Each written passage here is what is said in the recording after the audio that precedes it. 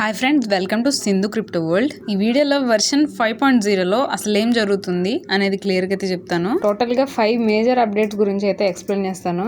Next మనకి NIST top 51 event ఉంది కదా, ఈవెంట్ అయితే ఎండ్ అయిపోయింది.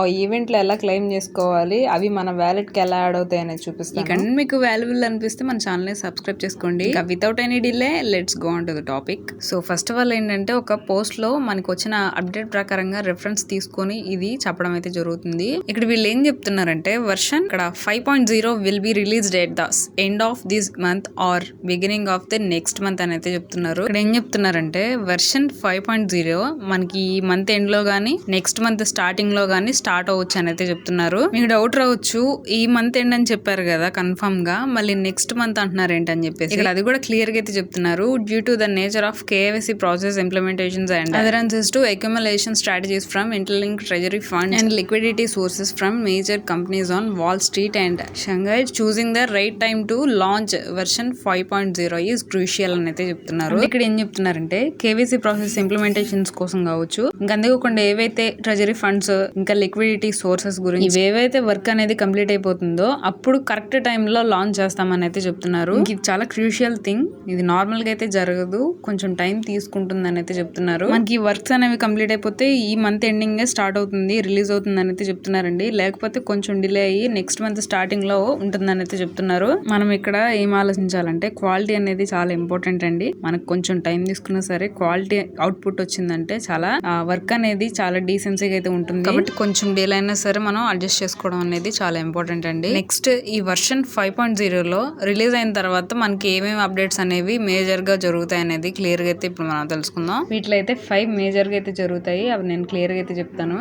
వీటిలో ఫస్ట్ వచ్చేసి ఏంటంటే, దీంట్లో చూసుకుంటే KYC వెరిఫికేషన్ రిజిస్ట్రేషన్ ప్రాసెస్ అనేది వర్షన్ 5.0లో జరుగుతుంది అనేది చెప్తున్నారు. అంటే ఇంటర్లింక్ యూజర్స్ ఎవరైతే ఉంటారో వాళ్ళ ఐడెంటిటీ వెరిఫికేషన్ అనేది కంప్లీట్ చేసుకోవాల్సి ఉంటుంది. ఇంకోటి ఏంటంటేనండి, మనకి KYCలో ఏ డాక్యుమెంట్స్ అనేవి సబ్మిట్ చేయమంటారని చెప్పేసి క్లియర్ గా అయితే మనకి ఇంకా అప్డేట్ రాలేదు. కానీ మనకి గవర్నమెంట్ ID ప్రూఫ్ అయితే అడుగుతారు కాబట్టి దాంట్లో మనం ఆధార్ కార్డ్ కావచ్చు, డ్రైవింగ్ లైసెన్స్ కావచ్చు, పాస్పోర్ట్స్ కావచ్చు, ఏవైనా సరే మనం వాళ్ళు అడిగిన డాక్యుమెంట్ ఏదైతే ఉంటుందో దాన్ని అయితే మనం సబ్మిట్ చేస్తాము. ఇంకా ఈ ఫేస్ వెరిఫికేషన్ ఏదైతే ఉంటుందో దాంట్లో మనకి సెల్ఫీ వెరిఫికేషన్ కూడా అయితే జరగొచ్చండి. ఇంకా పర్సనల్ డీటెయిల్స్ ఏవైతే ఉంటాయో కొన్ని మనం అయితే ఇవ్వాల్సి ఉంటుంది. అవి ఏమో అడుగుతారని చెప్పేసి మనకి ఇంకా అఫీషియల్ అనౌన్స్మెంట్ అనేది రాలేదు. సో మనం ఏంటంటే ఓవరాల్ గా ఈ డీటెయిల్స్ అనేవి అయితే కంప్లీట్ చేయాల్సి ఉంటుంది. దీనివల్ల ఫేక్ అకౌంట్స్ ఏవైతే ఉంటాయో అవి చాలా వరకు కూడా తగ్గుతాయి అని అయితే చెప్తున్నారు. నెట్వర్క్ కూడా చాలా సేఫ్ అండ్ సెక్యూర్ గా అయితే ఉంటుందని అయితే చెప్తున్నారండి. సో ఫస్ట్ అయితే మనకి KYC ప్రాసెస్ అనేది కంప్లీట్ అవుతుంది.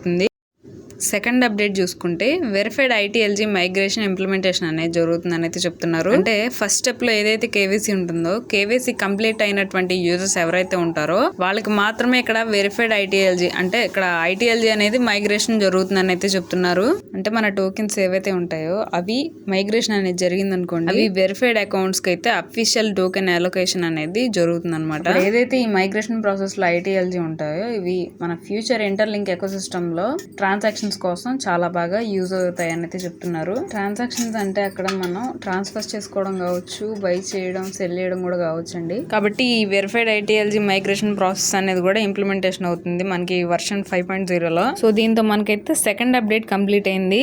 ఇంకా థర్డ్ మేజర్ అప్డేట్ ఏంటంటే, ప్రైవేట్ ఇంటర్లింక్ చైన్ L1 ని అఫీషియల్ గా అయితే లాంచ్ చేస్తున్నారు. మన ఇంటర్లింక్ లో ఓన్ బ్లాక్ చైన్ అయితే నెట్వర్క్ అనేది బిల్డ్ అవుతుంది. సో అది అయితే స్టార్ట్ అవుతుందండి. దీన్నే L1 లేయర్ 1 చైన్ అని అయితే అంటారు. ఈ L1 చైన్ వల్ల ఆల్రెడీ మన ప్రీవియస్ వీడియోస్ లో కూడా డిస్కస్ చేసాము, చాలా ఫాస్ట్ గా ట్రాన్సాక్షన్స్ అనేవి జరుగుతాయి.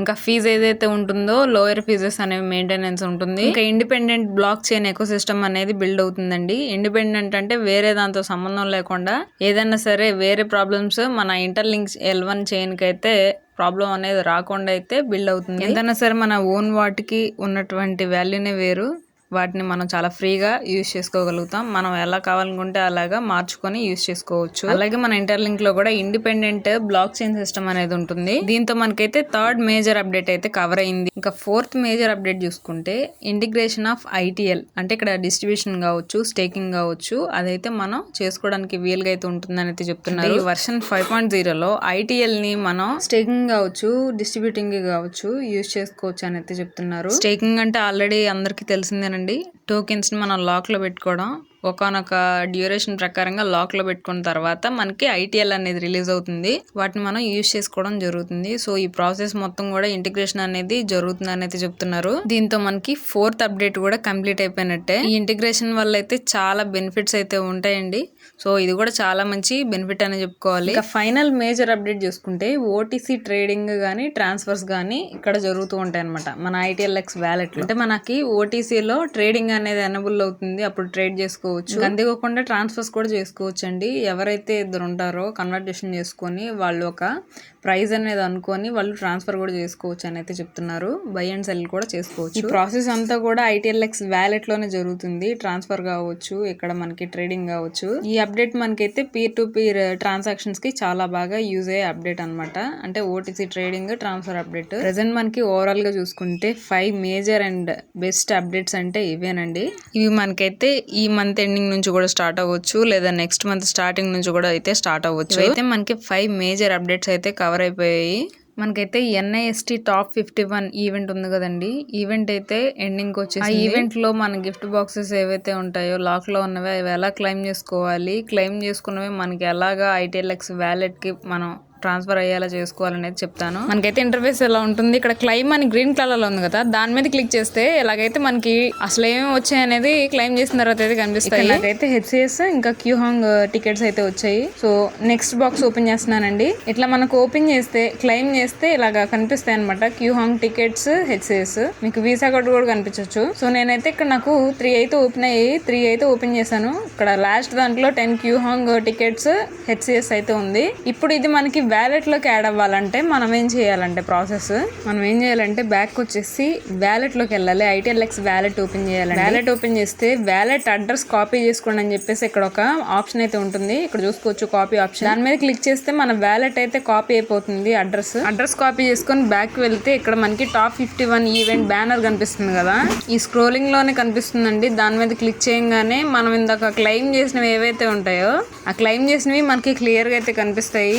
ఈవెంట్ ఇలా ఓపెన్ చేసి కొంచెం కింద స్క్రోల్ చేస్తే మనం ఇంత క్లెయిమ్ చేసినవి కనిపిస్తాయి అనమాట. ఇక్కడ క్లెయిమ్డ్ అని కనపడుతుంది కదా గ్రే కలర్ లో, దాని మీద క్లిక్ చేస్తే ఇక్కడ అడ్రస్ అడుగుతారు. అడ్రస్ ఇచ్చి సబ్మిట్ చేయాలి.